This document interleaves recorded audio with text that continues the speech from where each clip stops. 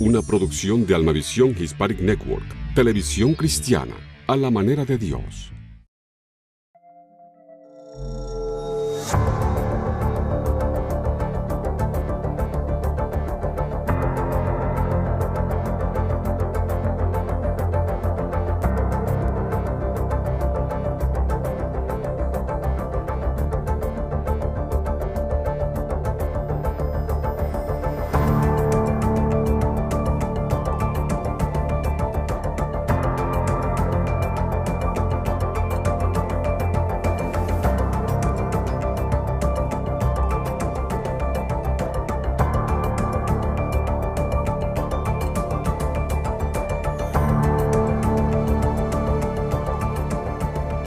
Hola, ¿qué tal amigos? Soy Raquel Reguera y quiero darles la bienvenida a Punto de Encuentro. Daniel, ¿cómo estás?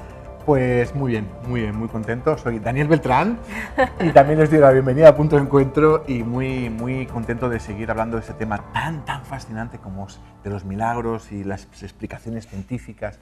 Muy entusiasmado. Sí, no, está siendo bastante desafiante, ¿no? Este tema de los milagros, la ciencia. Y en esta ocasión vamos a tratar un tema bastante también desafiante, sorprendente. Le puedes poner todo tipo de calificativos. Hoy vamos a estar tratando sobre un tema muy natural, pero a la vez muy sobrenatural. Y el tema es el de la muerte, porque vamos a hablar sobre uno de los milagros que hizo Cristo, que fue la resurrección de Lázaro. Así es que estén súper atentos, ¿no? Pero vamos a empezar hacía tiempo ya. En el programa anterior no di mis frases y quiero empezar con unas frases, si las encuentro, por aquí están. Dice alguien que quiero que tú identifiques, no sé si lo vas a poder identificar, Daniel, dice: no es que me asuste la muerte, es tan solo que no quiero estar allí cuando suceda. ¿Quién puede haber dicho esta frase? No sé, ¿alguien gracioso? Alguien gracioso, bueno, pues casi. Woody Allen. Hoy me he salido del lado de la ciencia y la teología, ¿no? Otra frase, hoy dos. ¿Y esto es morir? Pues es la misma bienaventuranza. La tierra retrocede, se abre el cielo, Dios me llama, debo irme. Me voy a echar a llorar. Este debe ser Santo Tomás de Aquino. No, de allí sí. Este fue el evangelista del siglo XX, Moody. Qué interesante. Moody, súper interesante. Y él ha escogido dos frases, una de un cineasta y otra de un evangelista, bueno, pues para precisamente llevar el punto de que la muerte es un interrogante para todos. Ya no es cuestión de teólogos o científicos. Yo creo que todos en cierta parte, en cierto momento de nuestra vida, nos vamos a preguntar la eterna pregunta, muchas veces sin respuesta, a no ser que tengas una respuesta en la fe, que es ¿qué pasa después de la muerte? ¿Hay vida después de la muerte, ¿no? Y por eso hemos elegido, ¿no?, este milagro. Uno de los milagros se puede considerar como el milagro más importante de Jesús, no solamente porque resucitó a un hombre que llevaba 4 días muerto, que ya es, y no solo resucitó, ahora vamos a ver, pero es que no solo está implícito que lo levante de la vida, sino que hay reconstrucción de órganos y bueno, otra serie de cosas, sí, ¿no? Y además lo que me parece muy bonito, y yo creo que es una de las razones por las que hemos elegido este milagro, es porque hemos visto milagros que pueden explicarse por leyes naturales. La pasada semana hablamos sobre un milagro que no se podía explicar de ningún modo por métodos científicos. Y en este caso va a pasar lo mismo, no se puede explicar. Pero ¿sabes lo que me gusta del anterior y de este? Que en el anterior vimos como Dios creaba vida, desafiaba las leyes de la vida. Y en este, el Señor lo que hace es desafiar a la muerte, ¿no? Y me encanta, porque realmente está por encima de la vida y de la muerte. Así es, ¿no? Es que cuando hablamos de milagros, las cosas que Dios hace son ajenas a nuestro entendimiento, ¿no? Y es súper interesante cómo en este caso con Lázaro vemos desafiar y dar respuesta a una de nuestras eternas preguntas, ¿no? Lázaro, ¿quién era Lázaro? Bueno, pues Lázaro era un amigo de Cristo. En la palabra se nos narra que Cristo, cuando iba a Betania, pues que al menos 3 veces estuvo en su casa. Sus hermanas también, Marta y María, eran amigas de Jesús Y bueno, pues no voy a entrar en el contexto bíblico, no tenemos tiempo, pero la situación es la siguiente, ¿no? De repente este hombre que está enfermo fallece y Cristo llega 4 días después de haber fallecido. Aposta. Sí, porque él ya desde los días anteriores ya estaba avisando a los apóstoles de que él sabía que Lázaro había fallecido. Había un plan, Cristo tenía todo planeado y bajo control. El momento en que llega la situación, a la escena en que empieza a hablar con las hermanas, están los típicos reproches, y por qué no has llegado antes, y por qué has hecho esto. Todos nos encontramos en ese punto cuando necesitamos la ayuda del Señor y como que la ayuda del Señor no llega, ¿verdad? Pero después de ese fantástico momento teológico que para mí es increíble cuando dice que Cristo lloró, independientemente de eso y del lado teológico y del contexto y la importancia teológica que tiene este texto, luego es increíble como Cristo dice mover la piedra y dice Lázaro ven, sal hacia afuera, y Lázaro con aún sus vendas y todo salió vivo. Entonces es tremendo, ¿no? Es impactante, es increíble cómo en Cristo está ese poder para resucitar muertos. Científicamente, Daniel, ¿puede haber alguna explicación para que Lázaro se haya levantado después de 4 días de muerto? La respuesta corta, que si la doy así se acaba el programa, es no. Pero bueno, vamos a explicar un poquito. Y viéndolos de fuera, hay casos en los cuales una persona que se piensa que está muerta reviva. Lo primero que podemos encontrarnos es con lo que se conoce como la catalepsia. La catalepsia es cuando es un desorden nervioso, es un problema nervioso que suele pasar con personas que tienen neurosis, y lo que les ocurre es que estas personas se quedan totalmente inmóviles y no tienen ningún tipo de sensibilidad. Entonces se les puede pinchar con una aguja o ¿Están conscientes? Perdona que te interrumpa. Normalmente el nivel de consciencia es bajo o nulo, Okay. pero hay otros casos en los que tienen un nivel de consciencia normal. Básicamente se apaga el cuerpo. Es súper interesante a nivel biológico, porque es real, no es una paranoia, ¿de acuerdo? Es algo real. A estas personas se les baja el ritmo cardíaco y bajan el ritmo de la respiración también, tanto que respiran muy poquito, ¿de acuerdo? Muy poquito, y apenas se ve, Claro. se sabe si están muertos o no están muertos. Claro. Y se puede pensar incluso que están muertos. Y la piel además se quedan pálidos, se les empalidece la piel. Es muy interesante porque básicamente yo cuando lo veo y veo casos que en mi carrera científica he estudiado, no en esta patología, sino en el reino animal, hay algo muy parecido que ocurre en casos de hibernación. No voy a entrar mucho, pero incluso en casos de hibernación en que bajan la temperatura corporal para pasar el invierno. Es súper interesante. Esto pasa realmente. ¿Qué ocurre? Si la persona es confundida, si las personas que están alrededor piensan que esa persona se ha muerto, sobre todo hace años, hace siglos, cuando no había forma de tomar la presión sanguínea o de seguir los latidos del corazón, la actividad cerebral, la puedes enterrar directamente. Y ha habido casos en que esto ha pasado. De hecho, pasó tanto, es una cosa súper interesante, en el siglo XIX hubo una explosión de la tafofobia. ¿De qué? ¿Perdón? ¿Tafofobia? Ya con esta palabra da miedo. Tafofobia. ¿Qué es? La tafofobia no es otra cosa que es el miedo a que internen a uno vivo. Ya lo saben, tafofobia. Se dieron un par de casos, según unos casos, y la gente entró un poquito en paranoia. Entonces, se les enterraba con un cable que salía del ataúd hacia arriba, enganchado a una campanita. ¡Cling, cling, cling, cling! ¡Que no estoy muerto! Y realmente fue toda una corriente, y había mucha gente que se enterraba, les decía que los enterrasen con una pala. Como si tuviese, ¿no? No sé cómo le iban a hacer. Saca la arena, no la meto en el mismo ataúd. Pero bueno, ¿no? Sí, un poco paranoicos, ¿no? Pero esto es el miedo también, lo que hablas tú, el miedo a la muerte, el miedo de que ¿Pero por qué? Porque se dio muchos casos de gente que enterraron viva. Sí, hay varios casos en esa época, en esos 20 años, en un periodo de unos 20 años, unos debido a la picadura mosca tsetse, otros debido a otro tipo de cosas, enfermedades que producían un estado parecido a la catalepsia, ¿no? La gente no está muerta, pero las constantes vitales que se podían tomar entonces, que respira o no respira, pon un espejo delante de la boca. Entonces, claro. Si está muy bajo, esto... Aparte que no tendrían el conocimiento de estas enfermedades tan avanzado, ¿no? Y claro, esto suele durar un par de días, puede hasta durar un par de días, y ¿qué ocurre? Que si no, mira, yo no quiero estar con el muerto, lo enterramos y listo. ¡Auch! Y entonces Ha habido casos que los desenterraban y las uñas tal, estaban... Te puedes imaginar. No voy a pensar no mucho tienes que... fotos, ¿verdad, Daniel? No, mejor que no. Están todas muy oscuras. Ok, vale. Pero bueno, esto ha pasado, pero ha pasado otras veces lo que se llama como el efecto Lázaro. Okay. Que tiene, por supuesto, nombre por Lázaro. Por Lázaro. ¿No? El efecto Lázaro es el siguiente. Bueno, sabes que hay una forma de devolver a la gente a la muerte. Se ocurre. Que es cuando la persona tiene un paro cardíaco, un fallo cardíaco, ha muerto, entonces llegan, vas con el ¡aparten las manos! Un electroshock. Perdón por la dramatización. Sí.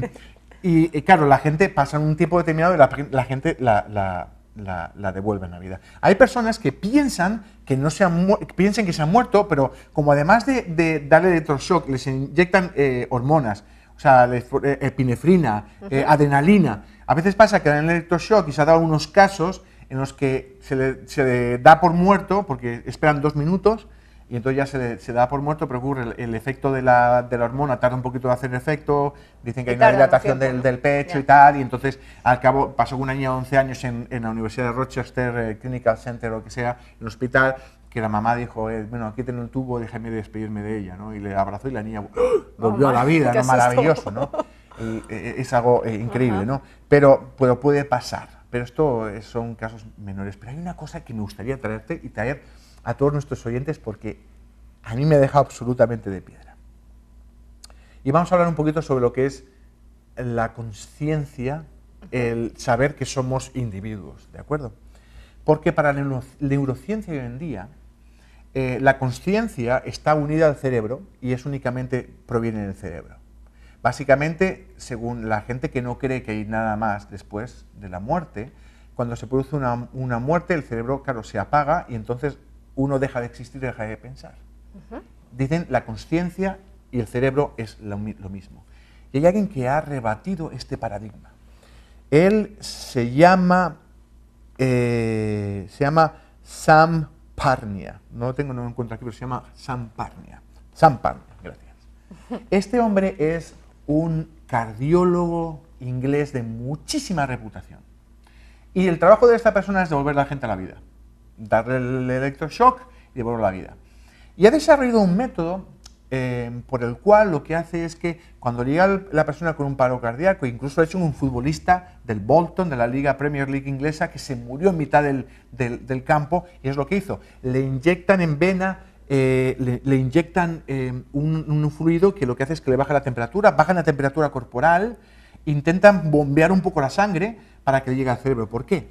Porque lo que pasa cuando uno se muere es que el corazón se para y entonces deja de fluir sangre. Y lo primero y lo más sensible es el cerebro. Cuando no llega oxígeno al cerebro, no hay circulación de la sangre, no llega oxígeno al cerebro, en 40 segundos a 1 minuto se para toda la actividad cerebral, medida con electrodos. Ningún tipo de actividad cerebral. Tu cerebro se queda dormido, off. No está muerto, o sea, no está descompuesto, pero está totalmente off. Como si lo hubieran desenchufado, ¿verdad? De la corriente. Entonces este hombre lo que hace es alargar, entonces tú a lo mejor tenemos como 20 minutos hasta que el cerebro empieza a tener un daño total tan fuerte que no hay forma de recuperar a la persona.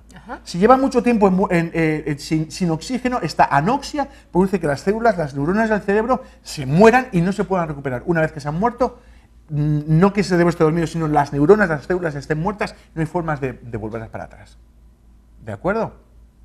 Entonces hay como 20 minutos. Pasa cuando hay una persona que ha pasado mucho tiempo con un paro cardíaco, lo llevan al hospital, lo reaniman. ¿Qué pasa? Has pasado tanto tiempo que el resto del cuerpo lo están manteniendo, está vivo, la carne está bien, pero ¿qué ocurre? El cerebro está todo, se llama muerte cerebral.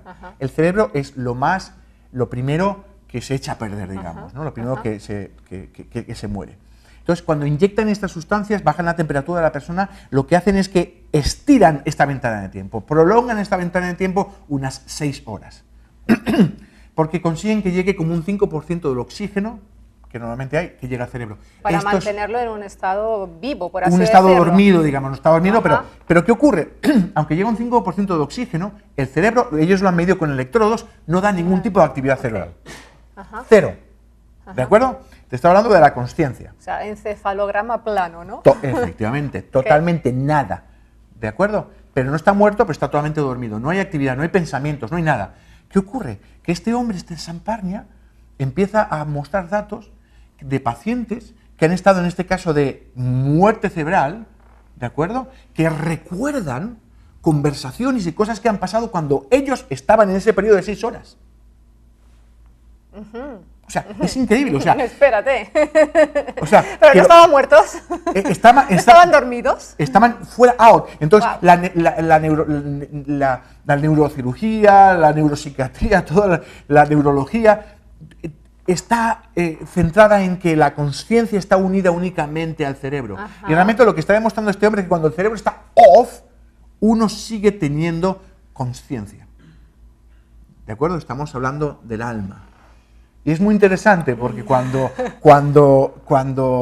Lázaro es llamado fuera, han pasado Ajá. 4 días. Ajá. No puede ser una catalepsia porque él decía que olía, estaba podrido. Entonces, si él estaba podrido, o sea, por decirlo de estaba podrido, pues sí, estaba en descomposición. Sí. Ajá. ¿De acuerdo? Su carne estaba en descomposición. Si su carne estaba en descomposición, su cerebro llevaría muerto totalmente inservible. Por eso yo creo que es imposible explicarlo y de hecho, te diría que mirando la ciencia tenían que haber ocurrido por lo menos 2 milagros. Uno, que hubiera vuelto el alma, ¿de acuerdo?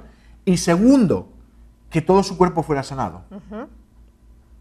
Porque aunque tú devuelvas a la función neuronal, el resto del cuerpo está totalmente Sí, no, estaba podrido. estaba descompuesto. Tenía Fue que haber una sanado. restauración de los tejidos. Absoluta. Ajá. Entonces hay un doble milagro, ¿no? Y la respuesta de, ¿la ciencia puede explicar? No, la ciencia se queda absolutamente atónita ante esto. Esto no es de ninguna manera explicable por la ciencia. Sí, exactamente. Y bueno, esto es muy novedoso, ¿verdad? Esto es actual. Sí, este señor ha estado sacando desde el año, creo que 2012, Ajá. y le recomiendo que busquen vídeos de este Samparnia en YouTube y demás. Tiene un libro escrito al respecto y tiene estudios. Él ha cambiado totalmente el paradigma. Él no dice que sea el alma, pero él dice no es la autoría, no es la actividad cerebral como tal, como se entiende. O sea, la conciencia no está, aunque está anclada al cerebro, cuando el cerebro deja de funcionar, la conciencia de alguna manera sigue funcionando. Y de hecho hay gente que tienen experiencias extracorporales, extracorpóreas, y básicamente ven lo que está pasando, pero no como dentro del cuerpo, sino sobre el cuerpo, en lo que está pasando en la habitación. No, es Toma increíble. una conciencia totalmente diferente de la realidad. No, totalmente increíble. Y hablando, sí, es que yo he estado investigando y efectivamente casi todos los puntos de vista científicos es que la conciencia está ligada al cerebro, ¿no? Hay un respetado físico y cosmólogo, Sim Carroll, ¿no? Profesor del Instituto de Tecnología de California, que es un defensor duro de que en el momento en que uno se desconecta, se desconectó y no hay ningún tipo de actividad en nuestro organismo, ni material ni espiritual. Sí, eso es la opinión extendida en la neurociencia, ¿no? Es así. Cualquiera que tú hables, en la mayor parte, piensan que está todo unido, ¿no? Exacto. Pues es increíble, ¿no? Y vamos a entrar ahora en la parte en que vamos a poner las opiniones de nuestros seguidores, sobre todo en las redes sociales. Recuerden, estamos en Punto de Encuentro, TV Show, y la pregunta de esta semana... Ah, pero antes la pregunta.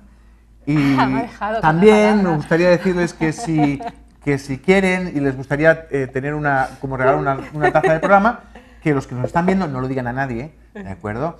Nos manden un mensaje en privado en Facebook, en Punto de Encuentro TV Show, Ajá. y nos digan, les sigo el programa, y den su opinión. Y así nosotros vamos a sortear 2 tazas dentro de unas 4 semanas. Así le podemos mandar la taza a su casa, Claro y que nos sí. puede seguir a la vez que se toma un rico café. No, además que nos hace mucha ilusión que nos sigan y sobre todo saber que están ahí, ¿no? Y la pregunta de esta semana ha sido ¿qué es lo que más te llama la atención sobre la resurrección de Lázaro? La verdad es que esta pregunta ha tenido un montón de respuestas. Es que es un pasaje de verdad, es que es muy decisivo, ¿no? Y clave, sobre todo en cuestión de milagros de Cristo y, como hemos dicho antes, también del contenido teológico. Hoy no me voy a meter ahí, tengo unas ganas locas, pero no me voy a meter ahí, ¿no? Pero vamos a empezar. Blas Molina Cantero dice, su palabra creadora, para como en el principio dijo y fue hecho. Palabra creadora de vida. Él es la vida, en Él somos, nos movemos y existimos. Efectivamente, cuando Cristo emitió esa palabra, ¿no? Lázaro, sal fuera, ven fuera, esa palabra fue la que movió todos los cimientos, tanto físicos como espirituales. Qué interesante, sí, sí, porque desde Génesis 1 vemos los que creemos en que la palabra es cierta, ¿no? Que Dios habla y cuando Él da la palabra hay autoridad, ¿no? Y como Jesús da autoridad. Es muy interesante porque también un comentario, no sé si tienes alguno, que decía que si no hubiera dicho Lázaro... Sí, ahora, mira, precisamente, sí. Marisela Mora y Alan Rivera, los dos han coincidido en lo mismo. Primero voy a leer el de Marisela Mora, que dice que le llamaba específicamente por su nombre, Lázaro, porque si no lo nombra, capaz que se levanten los demás muertos a la voz de Jesús.